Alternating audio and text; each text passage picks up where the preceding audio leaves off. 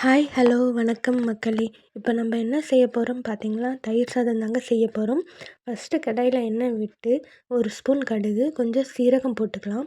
போட்டுக்கிட்டு கொஞ்சம் பெரிய வெங்காயம் போட்டுக்கலாங்க. பெரிய வெங்காயம் போட்டு கொஞ்சம் கிண்டி விட்டுட்டு, அதுக்கப்புறம் பச்சை மிளகா, வரமிளகா, துருவின இஞ்சி, கொஞ்சோண்டு கருவேப்பிலை எல்லாத்தையுமே எடுத்து நம்ம போட்டுக்கலாங்க. நல்லா போட்டு அது பொன்னிறமாக வர வரைக்கும் நல்லா வறுத்து விட்டுக்கலாம். கொஞ்சம் லைட்டாக அந்த கலர் மாறணுங்க. மாறும்போது கொஞ்சம் நல்லாயிருக்கும். நான் தயிர் சாப்பாட்டுக்கு வந்து கொஞ்சம் சீரகம் போடுவேன். ஏன்னா, அது ஜீரண சக்தி அதிகப்படுத்தும். ஏற்கனவே தயிர் சாதம் நல்லா ஜீரணம் ஆகும். இருந்தாலும் நான் கொஞ்சம் சீரகம் சேர்த்தா கொஞ்சம் டேஸ்ட்டு நல்லாயிருக்கும்னு சொல்லிட்டு நாங்கள் போட்டுக்குவோம். அப்புறம் சாதம் போட்டு தயிர் ஊற்றி தேவையான அளவு உப்பு போட்டு நல்லா சாப்பாட்டை கிண்டி விட்டுக்கிட்டே இருக்கணுங்க. தயிர் சாதம் நல்லா அந்த தயிரும் சாதமும் நல்லா இது மிக்ஸ் ஆகிற வரைக்கும் நல்லா கிண்டி விட்டுக்கிட்டே இருக்கணும். பார்த்தீங்களா, நல்லா கிண்டி விட்டாச்சு. இப்போ தயிர் சாதம் ரெடி ஆகிடுச்சுங்க. நல்லா சுட சுட சாப்பாடு இருந்தால் சூப்பராக இருக்கும். ஏன்னா நான் சாப்பாடு முதலையே பண்ணி வச்சுட்டேன். அதனால கொஞ்சம் ஆறி போயிருக்கும். இருந்தாலும் சாப்பாடு நல்லாயிருக்குங்க. நீங்கள் பரிமாறும்போது கூட ஒரு டைம் லைட்டாக சூடு பண்ணிவிட்டு பரிமாறுனீங்கன்னா இன்னும் சூப்பராக இருக்கும். பார்த்தீங்களா, தயிர் சாதம் ரெடி ஆகிடுச்சு. இஞ்சி வந்து தயிர் சாதத்துக்கு கொஞ்சம் டேஸ்ட்டை கொடுக்குங்க. அடுத்தது நம்ம என்ன பண்ண போகிறோன்னு பார்த்தீங்கன்னா, உருளைக்கிழங்கு வறுவல், அதாவது உருளைக்கிழங்கு ஃப்ரை. கடாயில் கொஞ்சம் எண்ணெய் விட்டு, கொஞ்சம் சீரகம் போட்டு, 2 கருவேப்பிலை போட்டுக்கலாம். போட்டுக்கிட்டு வெட்டி வச்சுருந்த உருளைக்கிழங்கு சேர்த்துக்கலாங்க. வேறு எதுவுமே நமக்கு இதுக்கு சேர்க்க வேண்டியதில்லை. உருளைக்கிழங்கு ஃப்ரை தான். இது வந்து நார்மலாக வெறும் மிளகாத்தூள், கறி மசால் தூள் சேர்த்து சாப்பிட்டாலே நல்லாயிருக்கும். நான் அது மாதிரி தாங்க செய்ய போகிறேன்.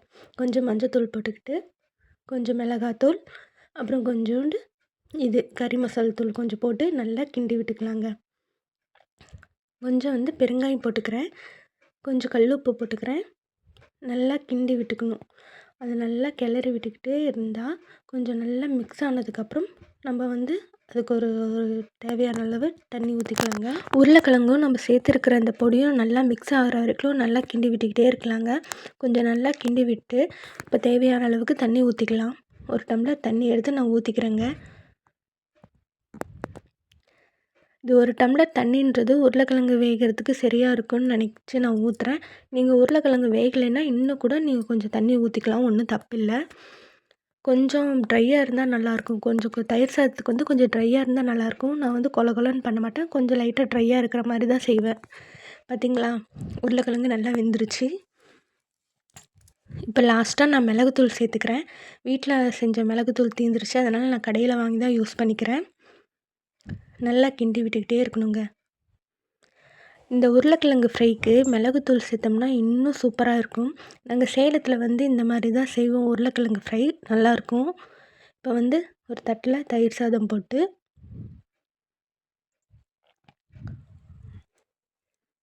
நம்ம செஞ்சு வச்சுருந்த உருளைக்கிழங்கு ஃப்ரையும் எடுத்து வச்சுக்கலாம். பார்த்திங்களா, உருளைக்கிழங்கு பார்த்திங்களா ஒட்டாமல் தனித்தனியாக வருது. சூப்பராக இருக்குங்க இந்த மாதிரி செஞ்சு சாப்பிட்டிங்கன்னா. இப்போ தேவையான அளவுக்கு ஊறுகாய் கொஞ்சம் வச்சுக்கலாம். இது நார்த்தங்காய் ஊறுகாய் சூப்பராக இருக்கும். பார்த்திங்களா, இந்த மாதிரி தயிர் சாதம் எடுத்து கொஞ்சோண்டு உருளைக்கிழங்கு எடுத்து கொஞ்சமாக ஊறுகாய் வச்சு சாப்பிட்டு பார்த்தா சூப்பராக இருக்குங்க. நம்ம ரெசிபி உங்களுக்கு பிடிச்சிருந்தா கமெண்ட் பண்ணுங்கள். தேங்க்யூ.